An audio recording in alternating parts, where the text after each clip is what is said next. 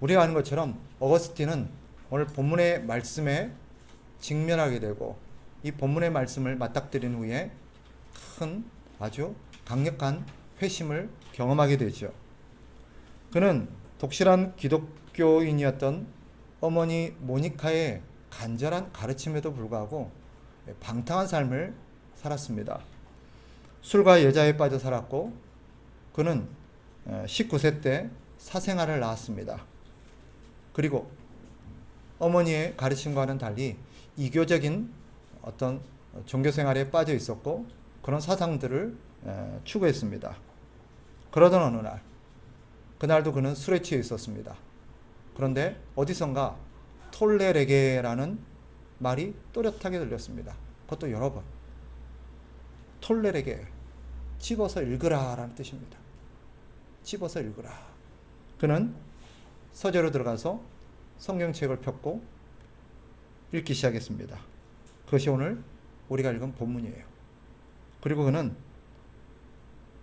13절, 14절 문장에서 아주 큰 충격을 받게 됩니다. 13절, 낮에와 같이 단정히 행하고 방탕하거나 술 취하지 말며 음란하거나 호색하지 말며 다투거나 시기하지 말고 오직 주 예수 그리스도로 옷 입고 정욕을 위하여 육신의 일을 도모하지 말라.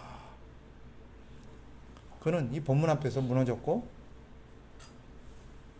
그날 그 자리에서 회심을 경험합니다.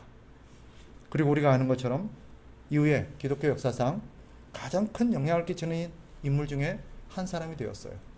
어쩌면 어거스틴이 없었더라면 기독교 진리는 수많은 공격 속에서 아마 무너졌을 수도 있습니다. 물론 좀 과장된 표현이긴 합니다만 그 정도로 어거스틴이 기독교의 교회 진리를 체계화시키고 기독교의 어떤 복음을 변화하는 데 있어서 지대한 영향을 끼쳤다는 데는 이견이 없습니다. 그가 맞닥뜨렸던 오늘 본문은 우리에게도 시사하는 바가 크죠. 그의 삶뿐만 아니라 오늘 우리가 직면하고 우리가 살아가는 삶 역시 크게 다르지가 않아요. 성경은 이렇게 시작합니다. 또한 너희가 이 시기를 알거니와 이 시기를 알거니와. 이 시기가 언제입니까? 후반부에 보면 우리의 구원이 완성되는 날입니다. 우리의 구원이 완성되는 날. 그날이 언제예요? 예수 그리스도께서 다시 오시는 날이죠. 그날이 가까웠다고 말합니다. 그날이 가까웠다. 그러니 자다가 깰 때라라고 말하죠. 이 시기는 자다가 깰 때다라고 말합니다. 오해하지 마세요. 우리가 지금 자고 있고 이제 깨어나야 된다 그런 뜻이 아니에요. 깨다는 말은 성경 전체의 어떤 문맥과 또 이 단어의 용례를 보면 어떤 의미냐면 구원과 관련되어 있어요. 이 깨다는 말은 구원을 받다는 뜻입니다. 우리는 이미 구원을 받았죠, 그죠? 이제 너희는 구원을 받으라고 하는 게 아니에요. 우리는 이미 구원을 받았어요. 그러니까 어떤 상태에 있습니까? 우리는 이미 깨어있는 상태입니다. 그러니 이 말은 뭐겠어요? 너희는 깨어있는 자로 살으라는 뜻이에요. 앞에 이런 단어가 붙어있죠. 11절에 보면 깨어있다라는 단어 앞에 깨어있다라는 단어와 관련해서 보면 어떤 단어가 쓰였냐면 벌써라는 단어가 쓰여요. 벌써 되었다. 벌써.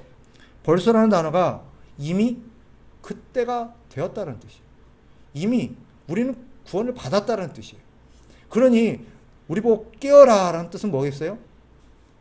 이제 구원을 받아라는 뜻이 아니라 너희는 구원을 받았으니 구원받은 자로서 깨어있는 삶을 살으라는 거예요. 우리는 깨어있는데 깨어있는 자로서의 삶을 살고 있지 못하다는 것을 지적하는 표현이죠. 너희는 깨어있는 자다. 깨어있는 자다면 깨어있는 자답게 살아야 된다는 뜻이에요. 깨어있는 자로 산다는 게 무엇입니까? 그것을 오늘 본문의 가르침, 성경의 가르침과 연관해서 설명한다면 우리가 구원받은 자, 우리가 하나님의 선택을 통해서 구원받은 자라는 인식을 가지고 사는 것입니다. 우리는요, 예수 그리스도의 생명을 덧입고 우리는 다시 살아난 자예요. 그리고 우리는 그 피의 은덕을 힘입고 살아가고 있는 자입니다. 너희가 누구인지를 생각하라는 거예요. 너희는 원래 죽어 있었던 자였는데 너희는 그리스도의 피로 살아났고 그 피의 은덕을 힘입고 지금 살고 있는 자라는 거예요. 그것을 인식하라는 거예요. 즉 정리해보면 이거죠. 너희가 어떠한 은혜를 받았고 어떠한 은혜 속에서 살고 있고 너희가 지금 왜 그런 은혜를 누리고 있는지 생각하라는 것입니다. 그게 깨어있는 자로 산다는 거예요. 또 오늘 본문의 말씀과 연관해서 보면 이런 의미가 내포되어 있습니다. 깨어있는 자로 산다는 것은 주님이 다시 오셔서 우리 구원이 완성될 날이 가까웠어요. 우리 구원은 이미 시작되었지만 아직 완성된 게 아니죠. 그 구원의 완성이 가까웠다는 거예요. 그러니 어쩌라는 거예요? 그 주님이 다시 오심으로 말미암아 우리의 완성될 구원을 생각하며 살라는 거예요. 다르게 표현한다면 우리 주님이 오실 날을 기대하고 기다리며 그것을 항상 인식하고 살라는 것입니다. 바꿔 말하면 우리가 지금 주님이 오실 날을 마치 기다리지 않는 것처럼 주님이 다시 안 오실 것처럼 그렇게 살아가고 있음을 우리에게 역설적으로 말하고 있는 거예요. 신자는 어떤 사람이에요? 다시 오실 주님을 기다리며 사는 사람들입니다. 마치 결혼한 신부가 나를 받아놓은 사람이 그 결혼식 날을 꿈꾸며 기대하며 살고 있는 것처럼 우리가 그런 사람이라는 거예요. 신랑 대신 예수 그리스도께서 오실 날을 반드시 오시겠다 그랬고 곧 오시겠다 그랬고 그날이 임박했음을 의식하면서 기다리며 사는 거예요.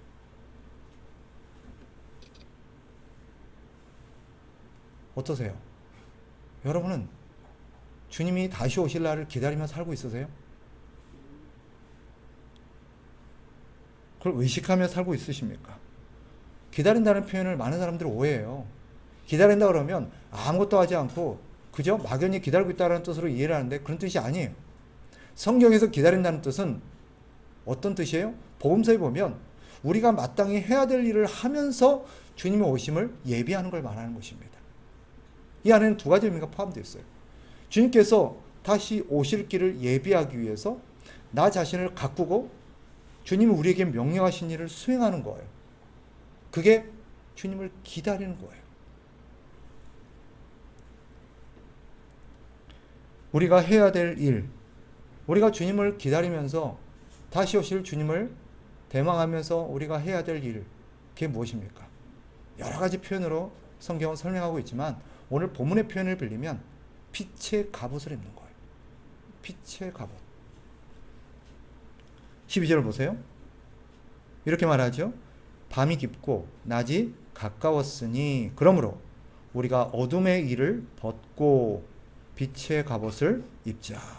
어둠의 일을 벗고 빛의 갑옷을 입자. 이 어둠의 일이 뭐냐? 어둠의 일이 뭐냐? 어둠의 일을 벗어버리라고 그러는데 이 어둠의 일이 뭐냐? 13절에서 말하죠. 13절 낮에와 같이 단정히 행하고 방탕하거나 술 취하지 말며 음란하거나 호색하지 말며 다투거나 시기하지 말고. 즉 이런 거죠. 거꾸로 얘기하면 단정하지 않고 방탕하고 술 취하고 음란하고 호색하고 다투고 시기하고 이 모든 게 뭐예요? 어둠의 일이에요.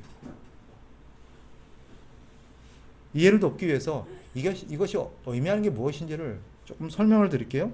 단정히 행한다라는 표현이 있죠. 단정히 행한다는 표현이 성경 여러 곳에서 쓰이는데 그때마다 다르게 좀 다른 단어로 번역이 되어 있어요. 그런데 대충 이런 뜻입니다. 한 세 가지가 단어가 여기에 번역이 되는데 단정하다는 단어도 번역되어 있고요. 적당하다는 단어도 번역이 되어 있습니다. 적당하다. 또 한 군데는 예의 바르다라는 뜻도 되어 있어요. 정리해보면 이게 어떨 때는 단정하다는 단어로 써야 되냐면 우리의 생활과 관련해서는 단정하다는 표현으로 쓰여 있어요. 단정하다. 우리의 생활을 단정하게 한다는 것은 규모 있게 한다는 거예요. 어떤 질서와 어떤 원칙에 따라서 우리의 삶을 갖고 나가는 것을 단정히 하는 것입니다. 옷만 이렇게 입는 걸 말하는 게 아니라.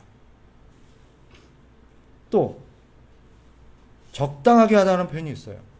적당하게 하다는 표현이 어떤 문맥에서 나오냐면 신앙생활, 교회 생활과 관련돼서 나와요. 이때 적당하다는 말은 뭐냐? 이거는 교회 생활과 관련해서 교회 생활에 합당한 모습을 말하는 것입니다. 신자로서 또 서로 공동체의 일원으로서 합당한 모습을 의미하는 거예요. 또 종말론적인 어떤 주님을 기다리는 태도와 관련해서 데살로니가 전서에도 어떤 표현을 썼냐면 여기에서는 단정하게라는 단어로 쓰여 있습니다. 이 단정하다는 말은 종말론과 관련해서 우리 주님이 오실 날과 관련해서 단정하게 기다린다? 무슨 뜻이냐? 이거는 경거망동하지 않는 거예요. 어떤 사람들처럼 주님이 오실 날이 임박했다고 해서 호들갑 떨면서 하던 일을 내팽개치고 마땅한 도리도 하지 않고 그런 뜻이 아니에요. 단정하게 주님을 기다린다는 건 뭐예요? 내가 해야 될 일을 충실하게 하면서 주님이 오셨을 때 흠잡히지 않을 만한 규모 있고 바른 삶을 살아가는 거예요. 이게 오늘 본문에서 그려내고 있는 단정하다는 뜻입니다. 단정하게 행하래요. 신자답게 품위 있게 그렇게 살아가는 거예요. 마땅히 해야 될 일을 하면서 본분을 망각하지 않고 모든 일을 하되 원칙에 맞게끔 적당하게 하는 거예요. 지나침 없이. 이게 단정하다는 거예요. 또 방탕하거나 술 취하지 말라는 표현이 있죠. 이 방탕하다는 단어가 뭐냐? 둘 다 술과 관련된 단어예요. 방탕하게 술을 먹는 게 있고 취하도록 먹는 거예요. 방탕하게 술을 먹는다는 게 뭐냐? 찾아봤더니 이런 뜻이에요. 부도덕하고 또 약간 비정상적인 방법으로 술을 먹는 거예요. 그것이 구체적으로 무엇인가를 설명하기는 쉽지 않습니다만은 일반적으로 교제와 식사와 이런 목적이 아니라 좀 비정상적이고 어떤 광란의 어떤 파티나 광란적인 어떤 행태를 가지고 그런 방식으로 술을 먹는 거예요. 퇴폐적으로. 또 술을 먹음에 있어서도 취하도록 먹는 거예요. 이 두 가지를 금하고 있습니다. 술을 먹지 말라고는 가르치지 않아요. 왜냐하면 술은 그 당시 하나의 거의 문화였고 관습이었고 그들에게 있어서 중요한 하나의 삶의 양식이었어요. 그러니까 그걸 금할 필요까지는 여기서 말하지 않습니다. 우리나라에서도 사실은 식습관과 관련된 문화는 아니라 할지라도 사회생활과 직장생활과 관련해서 음주 문화는 피할 수 없는 어떤 면에 있어서 중요한 요소일 수 있어요. 술을 먹는 것을 권장할 수는 없지만 그렇다고 해서 죄악시 여기라는 뜻도 아닙니다. 하지만 두 가지 경우에 성경은 금하고 있습니다. 술을 먹되 규모 있게 적당하게 먹는 거예요. 단정하게. 예의를 갖추면서. 술을 먹으면서 광란적으로 또 어떤 변칙적인 방법으로 술을 먹지 말고 또 먹더라도 과도하게 먹어서 이성을 잃는다든지 다른 사람에게 실수를 한다든지 그 정도로 술을 먹어서는 안 된다는 거예요. 술을 먹어야 한다면 단정하게, 예의 바르게, 적절하게 그렇게 규모 있게 우리는 음주를 대해야 됩니다. 안 할 수 있다면 더 좋겠죠. 또 음란하거나 호색하지 말며 둘 다 성관계와 관련된 겁니다. 그런데 다르게 표현되어 있어요. 음란은 뭐냐? 이거는 여기서 말하는 음란이라는 것은 불법적인 성관계입니다. 성관계를 가져서는 안 되는 대상과 즉 하나님께서 그러면 허락하신 합법적인 성관계가 있다는 거죠. 결혼한 배우자입니다. 그 외에는 어떤 경우에도 불법적이에요. 결혼한 배우자 외의 성관계를 갖는 것이 여기서 말하는 음란입니다. 호색은 뭐냐? 호색은 성관계를 갖는 방식의 문제입니다. 변태적이고 비정상적인 성행위 방식을 말하는 거예요. 이런 것들을 성경은 금하고 있어요. 성생활 자체가 나쁜 건 아니죠.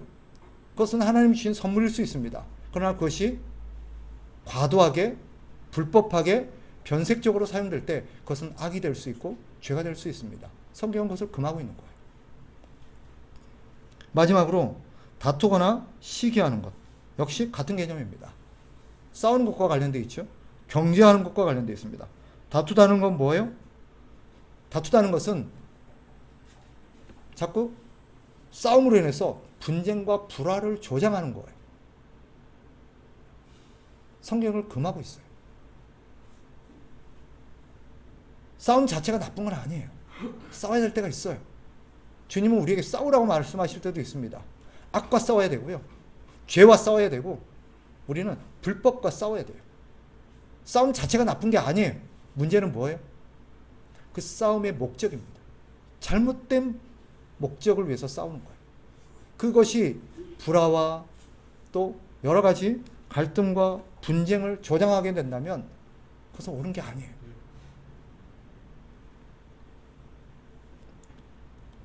오늘날 우리는 여러 가지 우리의 어떤 세력과 어떤 다툼과 어떤 투쟁에 있어서 우리는 진지하게 생각해야 돼요. 그리고 시기 역시 마찬가지입니다. 시기는 질투심에서 다른 사람을 이기기 위해서 과도하게 경쟁적으로 투쟁적으로 살아가는 것을 말하는 것입니다. 일어나는 것이 나쁜 건 아니죠. 일은 필요한 거예요. 그러나 적당하게 해야 되고 원칙대로 해야 되고 단정하게 해야 되고 품에 맞게 일해야 됩니다.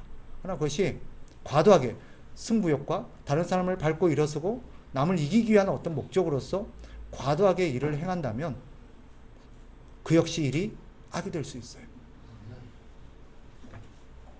그런데 오늘 본문을 우리가 살핌에 있어서 이 빛의 갑옷을 입으라는 단어에 우리가 조금 더 심혈을 기울이게 되면 우리는 질문을 하나 떠올려야 돼요. 빛의 옷이라고 표현해도 되는데 왜 빛의 갑옷이라고 표현하지? 왜 갑옷이라고 표현하지? 갑옷은 언제 사용되는 용어예요? 전쟁과 관련된 거예요. 우리에게 빛의 옷을 입어라라고 표현하지 않고 빛의 갑옷을 입으라고 되어 있어요. 무슨 말이에요? 이것은 우리가 지금 어떤 상황에 있음을 전제로 하는 말이에요? 우리가 지금 전쟁 중에 있다는 것을 전제로 하는 말이에요. 이 말은요, 바꿔 말하면 이런 뜻이에요. 너희가 지금 어떤 상황에 있는 줄 알아? 지금 전쟁 중이야. 그럼 우리는 누구라는 거예요? 우리는 누구라는 거예요? 전사지요. 군인이에요. 갑옷을 입어야 되는 사람은 한 사람이에요. 군인. 우리가 누구라는 거예요? 너희는 군인이야. 하나님 나라의 싸움을 싸워야 될 군인이야. 그러니 너희는 무엇을 입어야 돼요?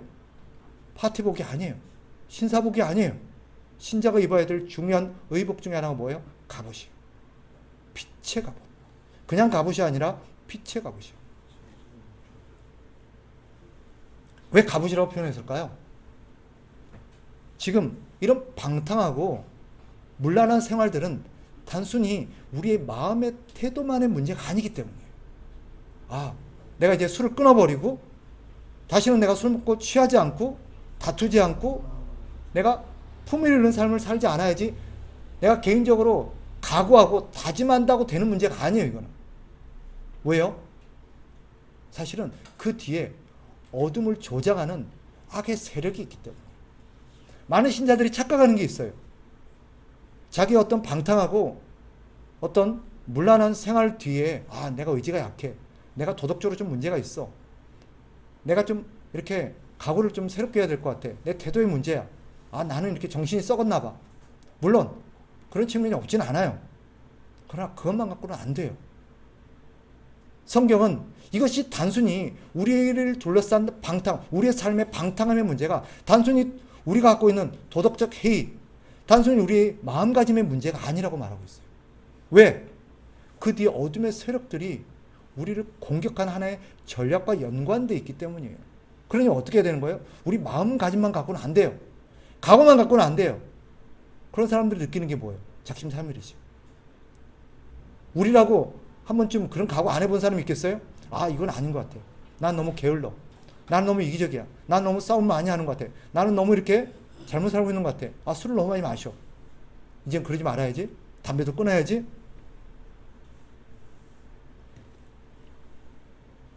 물론 우리의 각오와 마음가짐도 중요해요.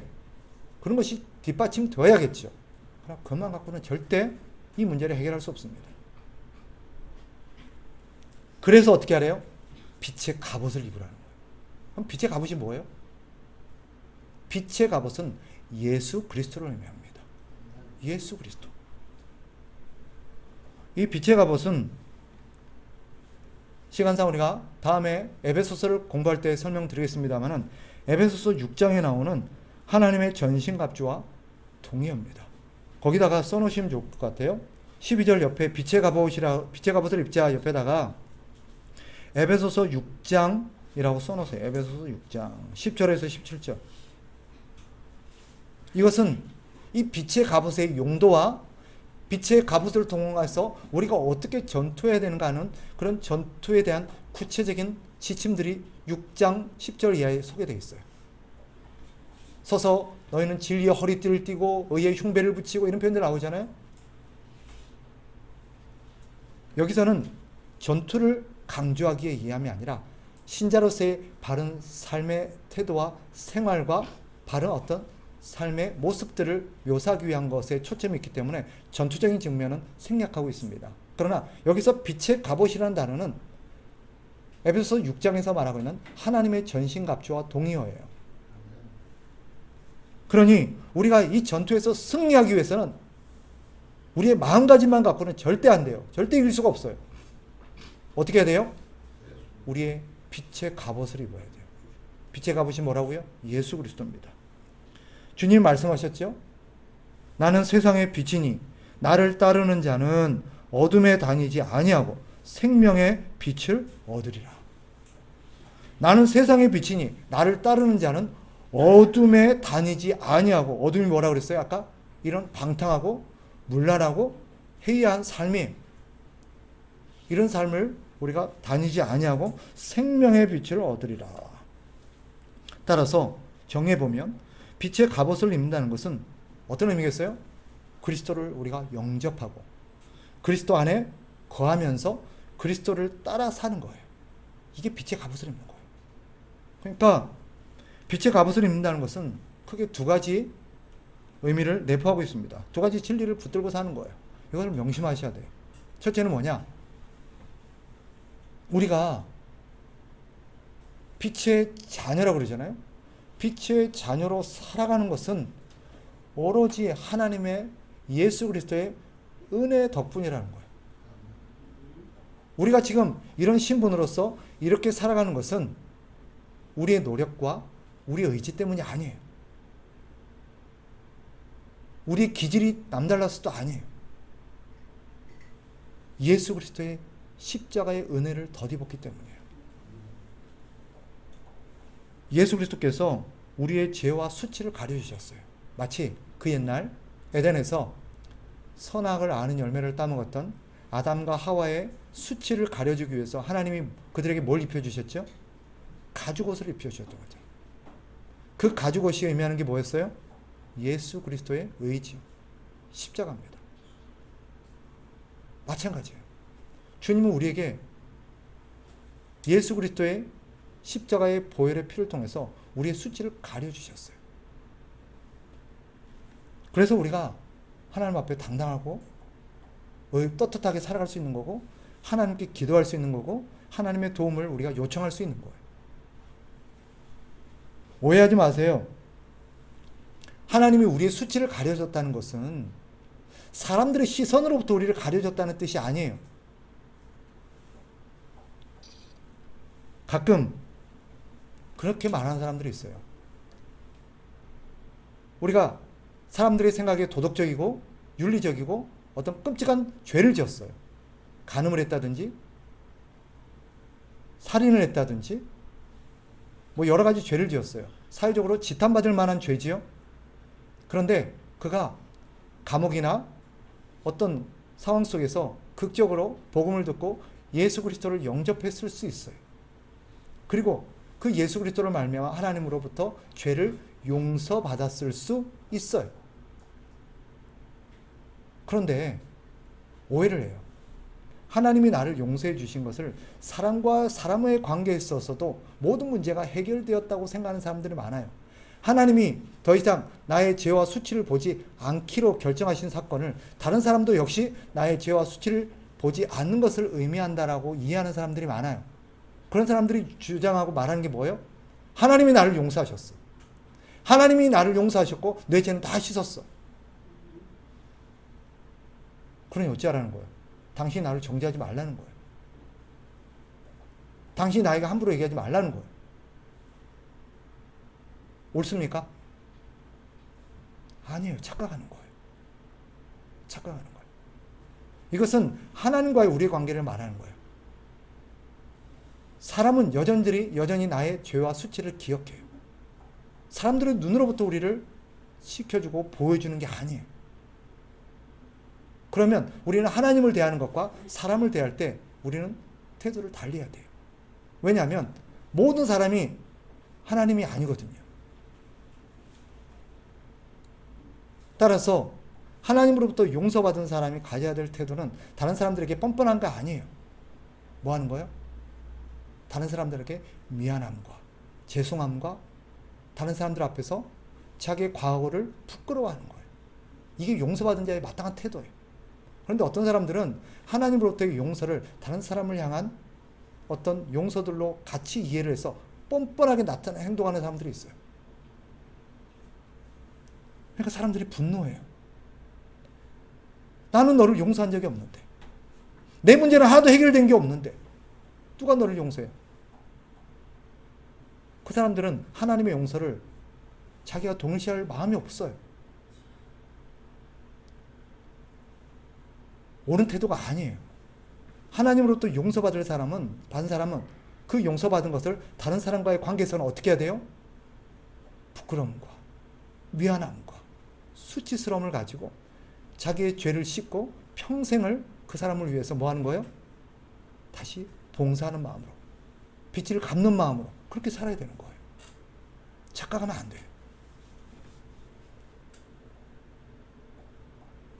그러나 분명한 것은 하나님과 우리의 관계 속에서 하나님은 다시는 내 죄를 보지 않기로, 나의 수치를 보지 않기로 하나님은 결정하셨고, 그리고 거기서 더 나아가서 그럼에도 불구하고 나의 신분을 바꿔주셨고 자녀로 우리를 삼으셨어요. 그게 다가 아니죠. 하나님은 우리를 돌보시고 평생 우리를 지켜주시고 우리와 동행하여 주시기로 결정하셨어요. 빛의 갑옷을 입는다는 것은 이것을 믿는 거예요.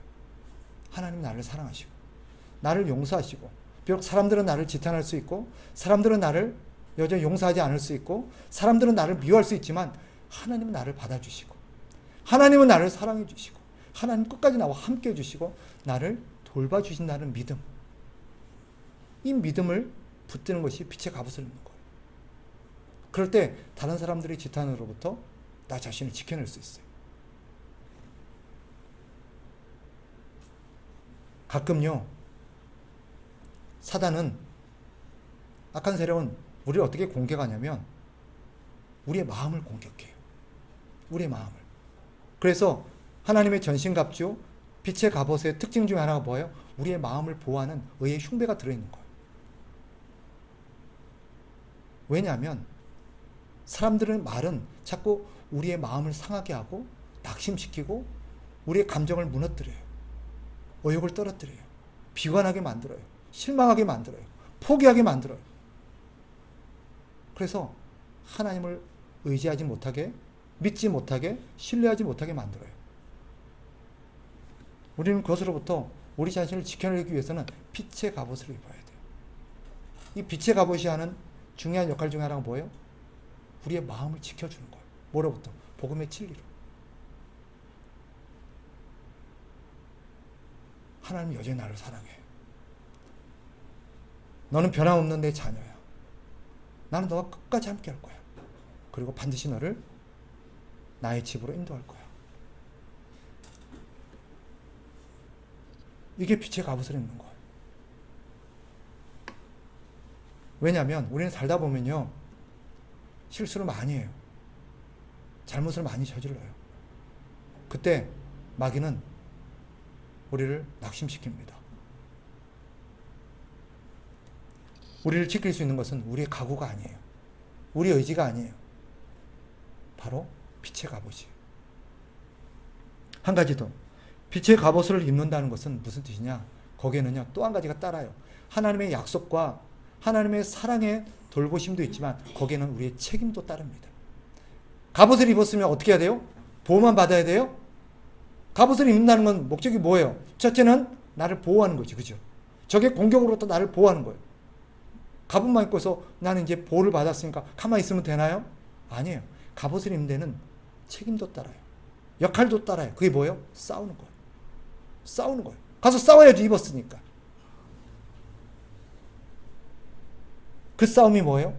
그리스도인으로서의 책무를, 그리스도인으로서의 사명을, 그리스도인으로서 본분을 행하는 것입니다. 그것이 바로 우리 그리스도인의 빛의 갑옷을 입은 자의 삶이에요. 거기에는요, 우리의 책임이 따릅니다. 신분에 걸맞은 책임. 신자가 된다는 것은 오해하지 마세요. 남다른 특별한 세상에서의 특혜가 주어진다는 뜻이 아닙니다.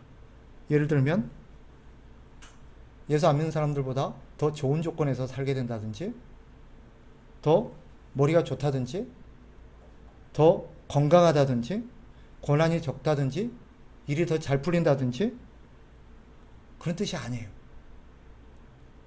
어떤 면에서 비신자들과 똑같아요. 똑같은 조건에서 살아요. 그러나 신자가 된다는 것은 무슨 뜻일까요? 어떤 상황 속에서도 그리스도인처럼 살아간다는 뜻이에요. 그리스도인처럼. 똑같이 어려움에 직면할 수 있어요. 그러나 그 상황에서도 그리스도인은 그리스도인처럼 살아가요. 빛의 갑옷을 입은 사람으로 살아가는 거예요. 그것이 어떤 것이냐? 바로 한마디로 말한다면 그리스도를 본받는 삶이죠. 그리스도처럼 살아가는 것입니다. 그리스도께서 이 땅에 계실 때 우리에게 보여주셨던 모습 그대로 우리가 본받으며 살아가는 것입니다. 말씀을 정리할게요.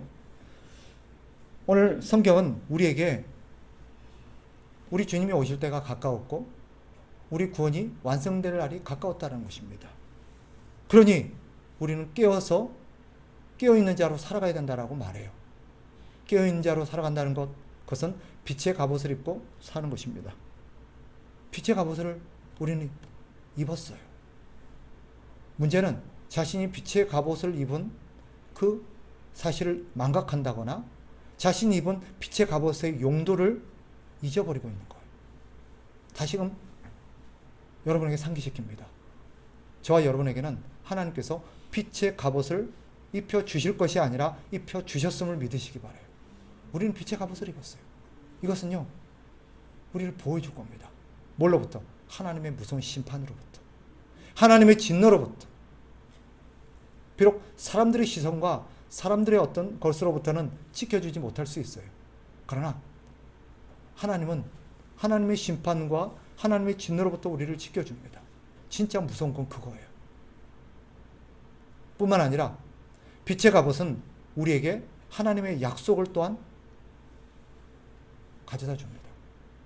하나님 우리를 돌보시고 우리와 함께 하시겠다는 것. 세상 끝날까지 우리를 지키시겠다는 것. 그리고 마지막으로 빛의 갑옷은 우리가 해야 될 역할이 무엇인지를 상기시킵니다. 우리는 군사예요.